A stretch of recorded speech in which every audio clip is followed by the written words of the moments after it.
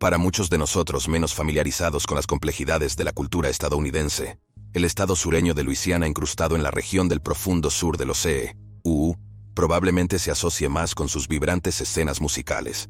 El ahora abandonado parque temático Six Flags en Nueva Orleans y las elaboradas casas que anteriormente se utilizaban como plantaciones de arroz, algodón y azúcar. Pero como en todos los lugares, existe un lado oscuro en el estado del crisol de culturas. Luisiana lideró con un margen considerable las tasas de asesinatos estatales más altas de la nación durante 29 años consecutivos, desde 1989 hasta 2017. En el episodio de hoy de Detective de Casos Fríos, exploraremos solo 3 de los casos de homicidio sin resolver de Luisiana.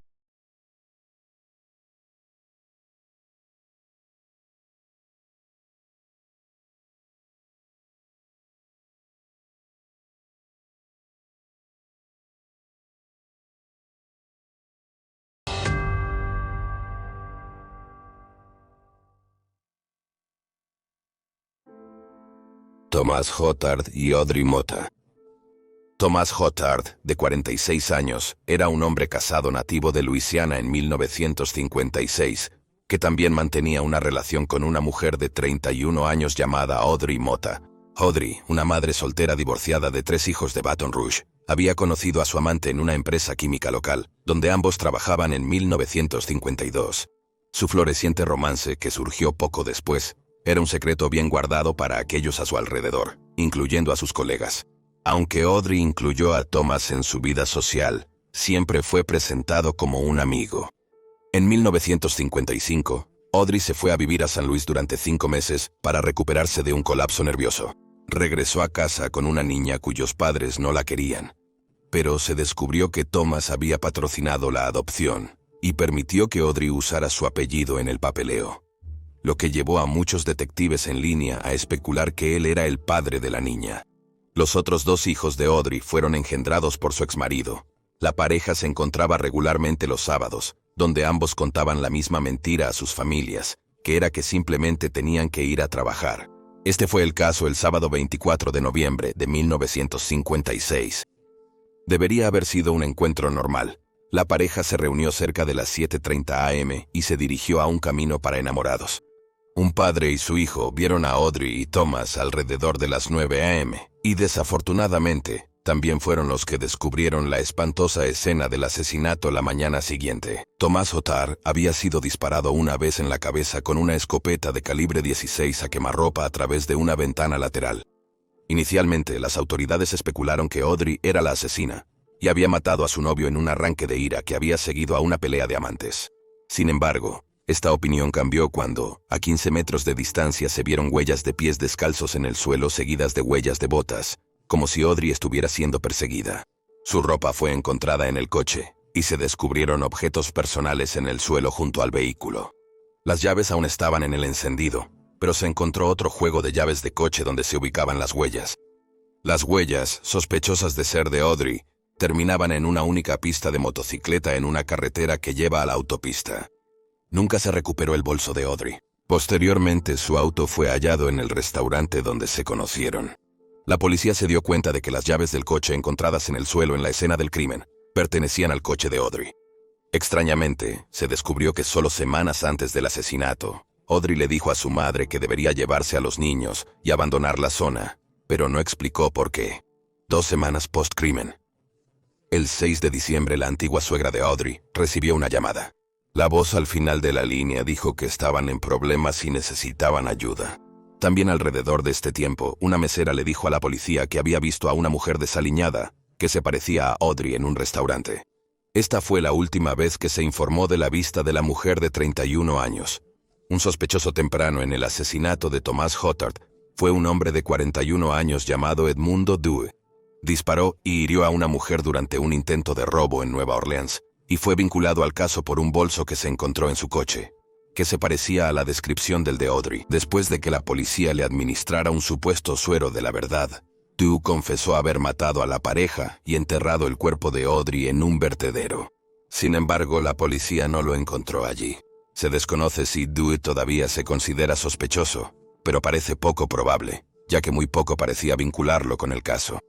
y las confesiones bajo la influencia de químicos y drogas administrados por la policía a menudo son inexactas y falsas. Las pesquisas en torno al homicidio de Thomas y la desaparición de Audrey se esfumaron rápidamente. El caso quedó completamente estancado hasta 1980, cuando un hombre moribundo llamado Ernesto Acosta indicó a su familia que su esposa de hecho, Carolina Schlesser, quien murió en 1979, mató tanto a Audrey como a Thomas. Acosta afirmó que luego ayudó a deshacerse del cuerpo de Audrey. Sin embargo, la hija de Acosta, Marville, sospecha que su padre estuvo involucrado, no Schlesser, y hay algunas discrepancias inusuales en su confesión. Acosta y Schlesser vivían al borde de un pantano, a menos de 1 milla de la escena del crimen, y ambos tenían mala reputación. Se sabía que Schlesser dormía con una escopeta, y Acosta disparaba a quien se acercara mucho a la propiedad. La hija de Acosta afirmó que Henry y Audrey vinieron a la casa al menos 2 veces, y se encontraron con Schlesser.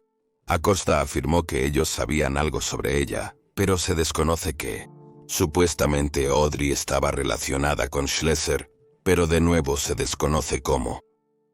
Según Acosta, el 24 de noviembre de 1956 estaba visitando a sus hijos, pero recibió una llamada telefónica de Schlesser que le hizo regresar a casa inmediatamente. Afirmó que los asesinatos tuvieron lugar en su casa, y que él y un vecino trasladaron el cuerpo de Thomas de vuelta al coche. No obstante, es dudoso que un vecino se complacería en encubrir un asesinato. Supuestamente el cuerpo de Audrey fue atado a un cañón de la guerra civil y fue arrojado en el pantano cercano. La hija de Acosta, Marville, ha contado sus sospechas sobre la confesión, especialmente porque la evidencia mostró que Thomas fue asesinado en su coche. Marville y un investigador del caso reciente sospechan que Acosta fue el asesino, y que después de ver a la pareja juntos en el coche, decidió atacarlos y agredir sexualmente a Audrey. Los únicos otros sospechosos lógicos en el espantoso caso serían la esposa de Thomas, quien al parecer conocía y abiertamente despreciaba a Audrey. Al parecer, durante una huelga de trabajo, Thomas había permitido que Audrey se quedara con su familia en su casa, y ella constantemente intentaba estar cerca de Thomas y causar disensión entre la pareja casada. Sin embargo, la esposa de Thomas afirmó que desconocía el asunto, y por lo tanto nunca fue realmente considerada sospechosa. La hija de Audrey, Becky, estaba desesperada por encontrar los restos de su madre, y buscó respuestas hasta que falleció en enero de 2019 debido a un cáncer agresivo. Entregó su ADN a la policía antes de su muerte con la esperanza de que algún día se identificarían los restos de su madre. Hasta el día de hoy nunca se han recuperado los restos de Audrey. En febrero de 2011 se encontraron restos humanos que se sospechaba que eran de Audrey, pero esta pista no parece haber dado resultado, por lo que es probable que después de todo no fueran los huesos de la madre de Tres desaparecida. Ahora, casi 70 años después de su desaparición, parece poco probable que el cuerpo de Audrey sea encontrado alguna vez. Carol Cole. Conocida anteriormente como Bowser Doe, Carol Cole pasó la mayor parte de su muerte siendo una Jane Doe no identificada. Curiosamente, se había descartado que Carol fuera la identidad de la Jane Doe, pero se desconoce por qué. Carol tenía solo 17 años cuando encontraron su cuerpo en 1980, y uno en la parroquia Bowser, Luisiana. Había sido ocultada en una zona boscosa muy densa. Fue encontrada vistiendo jeans, una blusa blanca de manga larga con rayas rosas, amarillas y azules, un suéter con capucha beige, calcetines blancos con rayas azules y amarillas, calzoncillos tipo boxer blancos y sujetador, y zapatos de talla 7. Uno de los accesorios más identificativos que llevaba era un cinturón de cuero con una hebilla que decía Buffalo Nickel. Se determinó que la causa de la muerte de Carol fue apuñalamiento, y su cuerpo había sido perforado 9 veces. El arma homicida fue encontrada en el suelo cerca de sus restos.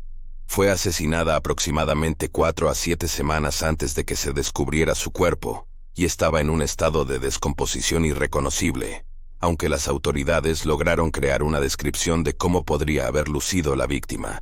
Carol, conocida en ese momento como la Bowser Doe, fue descrita como blanca con posible ascendencia nativa americana, de unos 65 a 1,67 centímetros de altura y de 56 a 72 kilogramos, con cabello rubio, liso y hasta los hombros. También se descubrió que le habían quitado los frenos, pero no de manera profesional.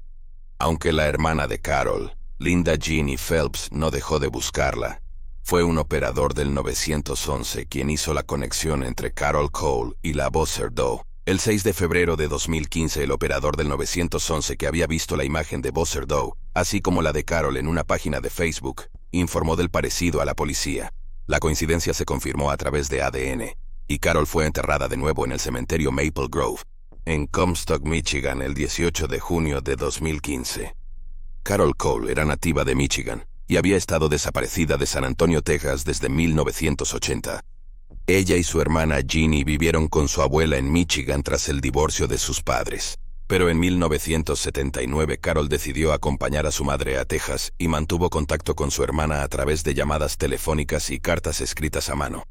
Parecía que Carol tenía un historial de fugas, como cuando su madre la colocó en un hogar para niñas dirigido por el programa de abuso de drogas Palmer. En mayo de 1980, ella se había ido por su propia voluntad en octubre de ese mismo año. Las llamadas y cartas que su familia recibía se detuvieron en diciembre de 1980.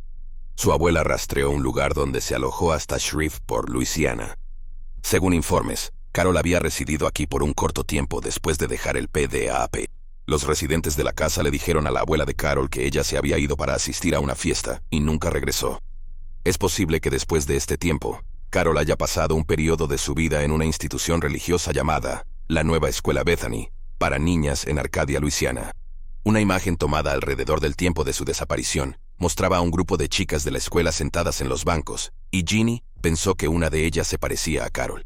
Los investigadores siguieron esta pista, pero no resultó en ninguna información nueva aparte de que una mujer afirmó haber pasado tiempo con una chica como Carol, pero había olvidado su nombre. Algunos creen que los zapatos y el estilo de ropa en los que fue encontrada reflejaban el código de vestimenta establecido por la escuela Nueva Bethany para chicas. También se señala que Carol había roto los brackets de sus dientes antes de desaparecer.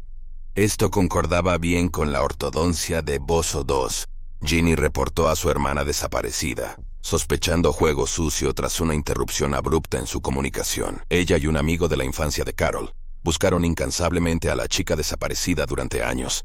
Incluso la publicaron en Facebook y Craigslist para generar conciencia sobre el caso. Y como sabemos, fue esto lo que llevó al operador del 911 a encontrar el sorprendente parecido entre los Bozo II y Carol. La abuela de la joven de 17 años también buscó incansablemente a su nieta, pero falleció antes de que se hiciera esta conexión. Un hombre llamado Enrique Lee Lucas, un asesino en serie, confesó el asesinato de Carol Cole y el de otras víctimas no identificadas. Sin embargo, su confesión no es considerada creíble por las autoridades. Él estaba en Florida en el momento de la muerte de Carol. El principal sospechoso en el caso de Carol Cole es un hombre llamado Juan Chesson, cuyos hijos descubrieron el cuerpo en 1981. Su hija Francisca O. Kwan fue la que señaló con el dedo. Según Frances, Chesson había llevado a los niños a cazar por primera vez ese día para establecer su inocencia al encontrar el cuerpo de la víctima y reportarlo. Informes indican que Chesson dirigió a los niños a caminar en cierta dirección, observando como si esperara algo. Frances describió a su padre como abusivo y afirmó que una joven autostopista a la que había traído a casa era Carol. Chesson fue condenado por el asesinato de la ex-suegra de su esposa en 1997 y murió en prisión en 2016. El hermano de Frances se suicidó en 2008. Los investigadores que trabajaban en el caso de Carol Cole entrevistaron a la viuda del hermano de Frances, así como a Chesson, quien permaneció como una persona de interés hasta su muerte. El investigador principal del caso le pidió a Frances que le mostrara dónde su padre recogió a la chica que posiblemente era Carol Cole, y la llevó a uno de los lugares desde donde Carol hizo su última llamada a Michigan. Frances no sabía esto antes de mostrarle al investigador la ubicación. La única otra teoría en el caso fue presentada por Ginny, quien afirmó que Carol había mencionado a un novio que la maltrataba en una de sus cartas. Sin embargo, esta pista no parece haber sido seguida, o quizás no llevó a ninguna parte. La nueva escuela Bethany para niñas fue cerrada en 2001 después de ser el sitio de múltiples acusaciones de abuso sexual. El fundador falleció a los 82 años en febrero de 2015. La identidad del asesino de Carol Cole sigue siendo desconocida y su hermana aún busca justicia.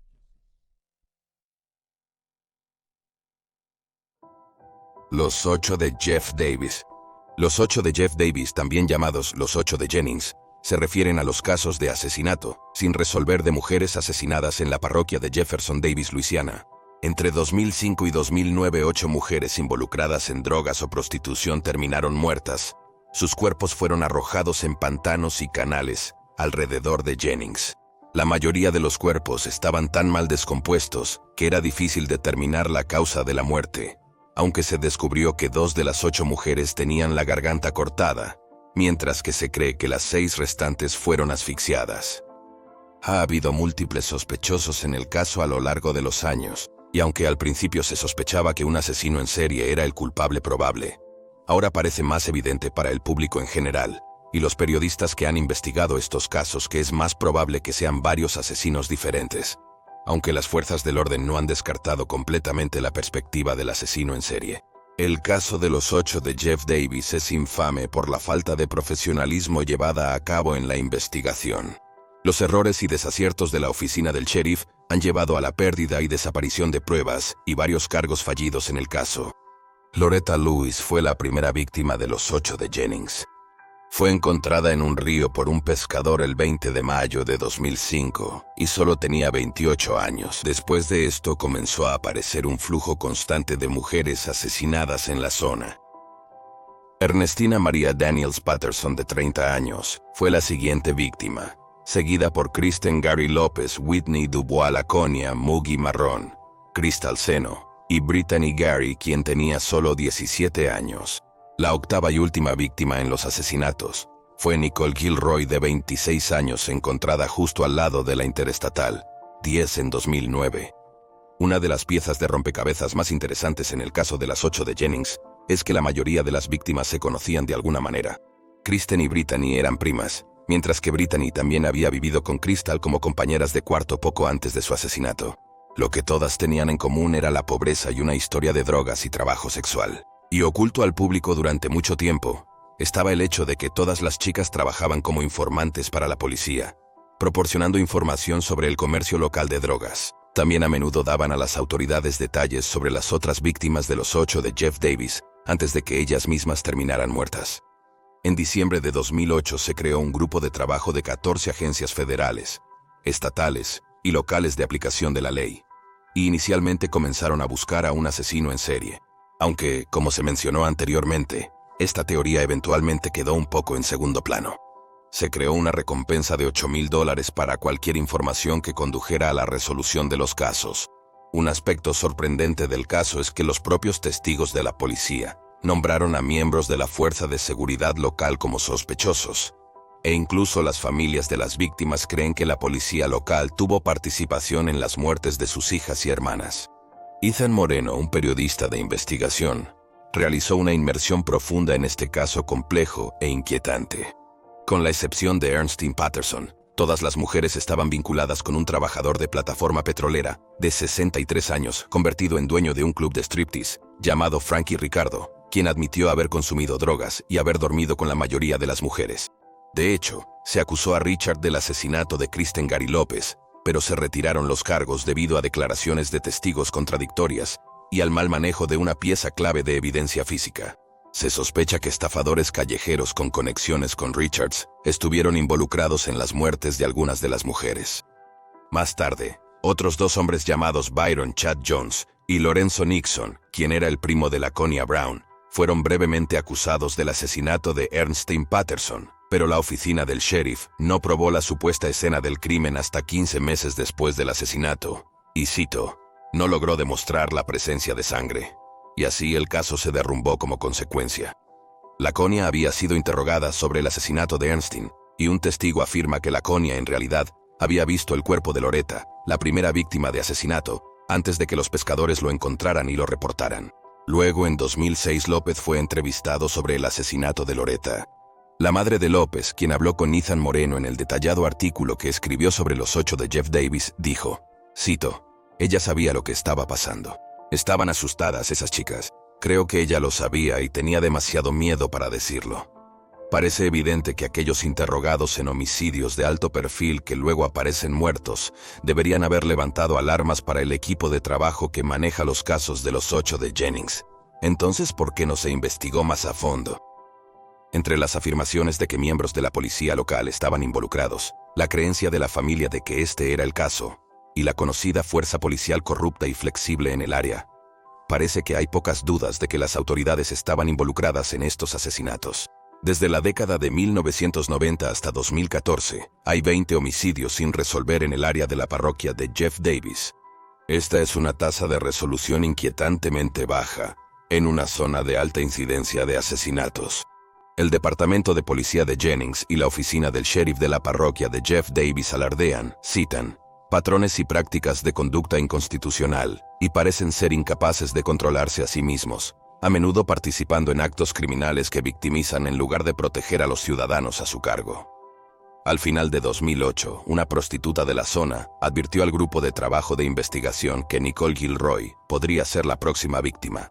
Nicole tenía un largo historial delictivo con la mayoría de sus cargos desestimados, ya que el fiscal no estaba dispuesto a perseguirlos. Muchos informantes para la policía tienen sus cargos desestimados de esta manera a cambio de cooperación extraoficial. Por lo tanto, parece probable que, aunque el sheriff se negó a comentar si las chicas trabajaban como informantes para la policía, en efecto lo hicieron.